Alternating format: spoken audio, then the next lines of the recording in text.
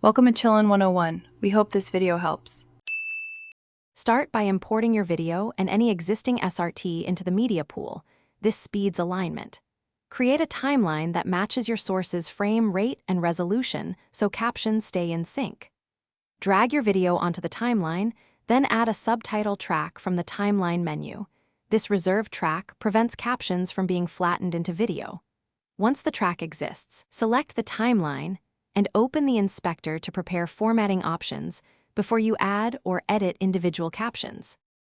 Now add subtitles directly. Right-click the subtitle track and choose Add Subtitle, or import your SRT onto that track. Type or paste lines into each subtitle clip, then use the timeline playhead and the audio waveform to nudge start and end points to match speech precisely. Make sure each caption duration allows readable speed, typically 1 to 3 seconds depending on length. Also use ripple edits when shifting many captions so downstream timing stays consistent, and preview playback to confirm natural pacing. Finish by styling subtitles in the inspector.